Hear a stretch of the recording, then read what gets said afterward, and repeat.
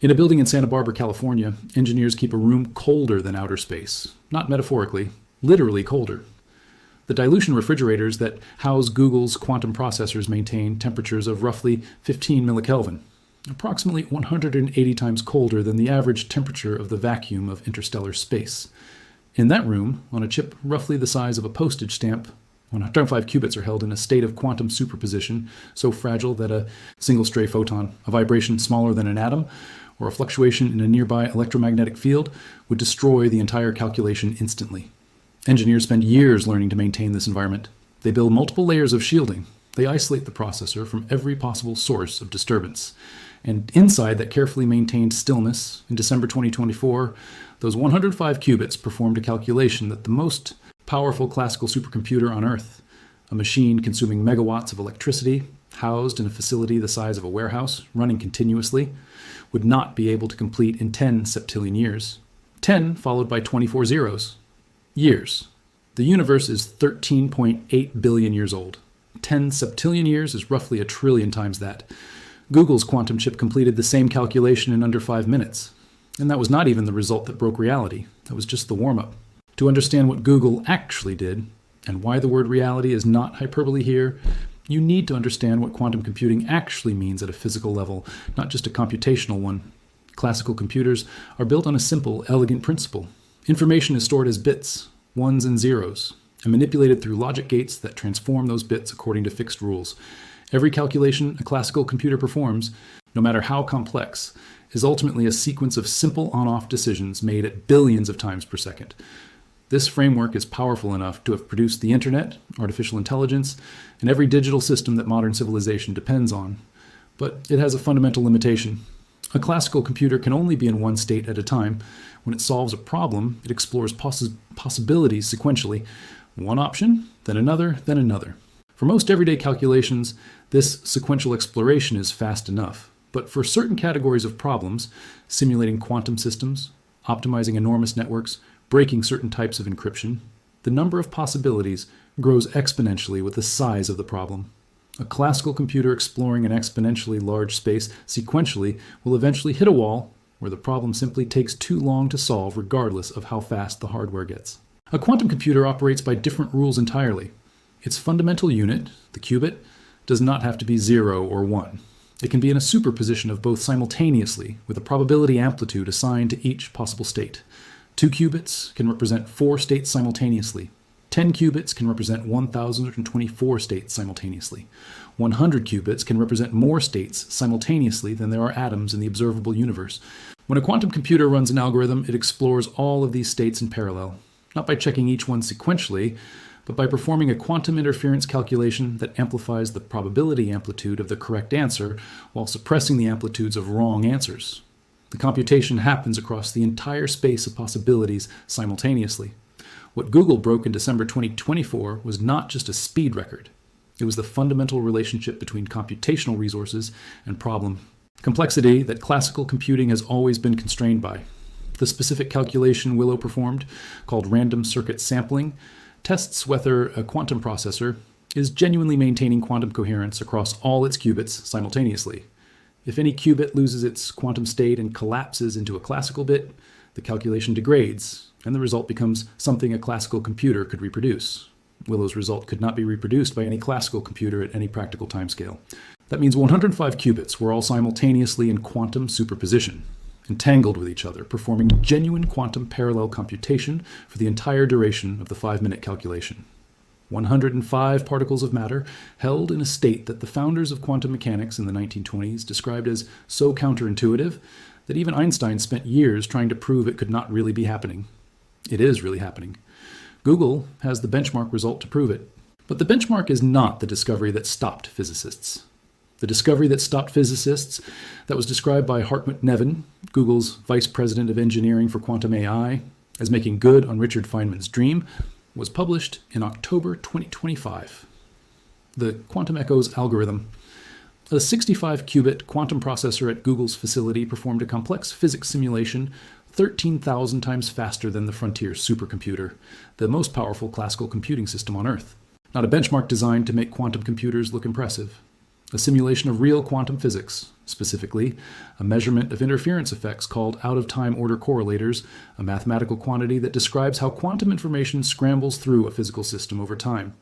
This quantity appears in 3 separate areas of cutting-edge physics simultaneously.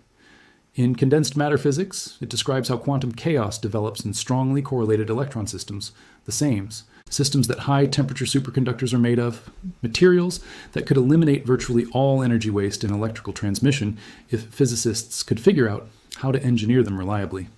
In quantum gravity theory, out-of-time order correlators describe how information that falls into a black hole gets scrambled into the black hole's quantum state, a calculation directly relevant to the black hole information paradox, one of the deepest unsolved problems in theoretical physics. And in nuclear magnetic resonance spectroscopy, the technology that underlies MRI machines in hospitals, the same correlators describe how quantum coherences evolve in molecular systems, providing information about molecular geometry and structure that is essential for drug discovery. Google's quantum processor computed this quantity 13,000 times faster than the best classical hardware on the planet. And in the same paper, the team demonstrated a molecular ruler technique using the quantum processor's output to measure molecular geometry from NMR data, pointing directly toward the first practical pharmaceutical application of quantum advantage. The error correction breakthrough embedded inside the Willow result is the piece that experts in quantum computing describe as the most significant. For 3 decades, the fundamental obstacle to building a useful quantum computer was the relationship between scale and error. Adding more qubits to a quantum processor meant adding more sources of decoherence, more ways for the quantum state to be disrupted and collapse into classical noise. Every previous generation of quantum hardware had shown the same pattern. Scale up the system, errors go up. The computational gain from adding qubits was more than canceled out by the additional errors those qubits introduced. This made it essentially impossible to build a large enough quantum processor to run useful algorithms without the errors accumulating faster than the calculation could complete. Willow inverted this relationship. Using a technique called the surface code, a method of encoding logical qubits across arrays of physical qubits in a way that allows errors to be detected and corrected continuously, Google demonstrated that scaling up the array makes the logical qubit more reliable, not less. A 3x3 array of physical qubits encoding 1 logical qubit had a certain error rate. A 5x5 array had a lower error rate. A 17x7 array had a lower rate still. Each time they scaled up, the error rate dropped by approximately half. This is the behavior that quantum error correction theorists had predicted was necessary for fault-tolerant quantum computing, but had never observed in any physical hardware until Willow. And the most striking specific result, the logical qubit built from the 7x7 array lived longer, maintained its quantum state for more time than any of the 49 individual physical qubits it was built from. The encoded information was more stable than the hardware encoding it, a system more reliable than its components. Reality, at the level of individual quantum particles, had been made more orderly through the application of a code. The competition context for this result is not just a corporate race, it is a geopolitical one. China's quantum computing program, backed by government investment at a scale that Western intelligence agencies track carefully, has made significant advances in photonic quantum computing, using single photons rather than superconducting circuits as qubits. The University of Science and Technology of China demonstrated photonic quantum advantage on specific benchmark tasks in 2020 and 2023. IBM is pursuing parallel progress on superconducting hardware, following a public roadmap that targets 200 logical qubits by the late 2020s. Microsoft has been developing a completely different approach. Topological qubits, based on exotic quantum states of matter that are theoretically more resistant to decoherence, but have proven extraordinarily difficult to realize in practice. IonQ and Quantinuum are building quantum systems using trapped ions, individual atoms suspended by electromagnetic fields and manipulated with lasers, that achieve higher per qubit fidelity than superconducting systems, but scale more slowly. In March 2026, Google announced it was expanding its program to include neutral atom quantum computing alongside its superconducting work, a signal that the company does not believe any single approach will dominate the final architecture of fault-tolerant quantum computers, and that it intends to be competitive across all major hardware platforms simultaneously. The applications that quantum computing will eventually enable are not abstractions.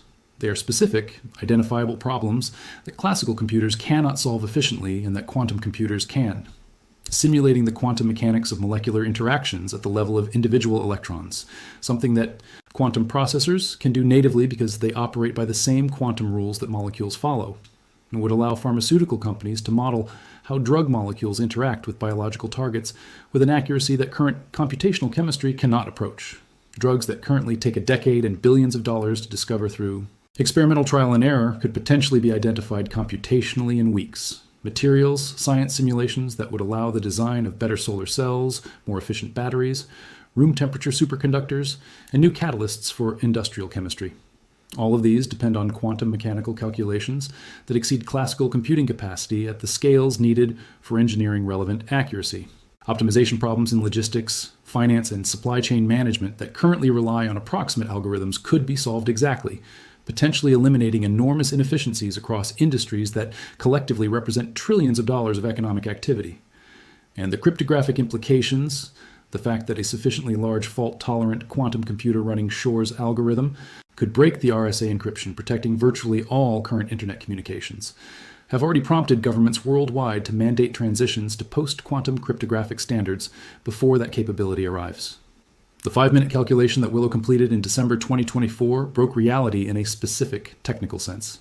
It demonstrated, on a reproducible physical system, a computational result that cannot be explained or replicated by any model of the universe that treats matter as classical rather than quantum mechanical. The universe is quantum mechanical. Matter behaves according to quantum rules at every scale below the macroscopic. For a century, humans have known this and built the theory and the technology to describe it mathematically. What they had not done until a postage stamp-sized chip in a room colder than outer space in Santa Barbara performed its 5-minute calculation was build a machine that uses those quantum rules as its operating principle, rather than just describing them from the outside. Reality, in the end, did not break. It was finally being computed by something that operates the same way reality does. And the implications of that, for medicine, for materials science, for cryptography, for physics itself, are only beginning to come into focus. The deeper philosophical dimension of what happened in Santa Barbara is something that most technology reporting on quantum computing misses entirely. When Willow's 105 qubits performed their 5-minute calculation, they were not running a program in the conventional sense. They were not executing a sequence of instructions, stored in memory and processed one at a time. They were a physical quantum system, evolving according to quantum mechanical laws, superpositions collapsing, entanglements forming and breaking, interference patterns emerging and canceling, in a way that produced a measurable, useful result. The boundary between the computer and the physics it was simulating dissolved. The machine was not modeling a quantum system. The machine was a quantum system, computing by being rather than by doing. Richard Feynman, who first proposed the idea of quantum computers in a 1982 lecture at MIT, said that nature is quantum mechanical, and that to simulate it properly, you need a quantum mechanical computer. For 43 years, that observation remained a theoretical aspiration. Elegant, correct, and unrealized. Willow realized it, not completely. The fault-tolerant, large-scale quantum computers that will run Shor's algorithm and simulate drug molecules are still years away. But the principle is no longer aspirational. It is demonstrated, reproducible, and improving. The room in Santa Barbara that is colder than outer space is the room where the aspiration became a fact. And every year that passes, the fact becomes larger, more capable, and more consequential for everything that depends on understanding the quantum mechanical reality that underlies all of existence.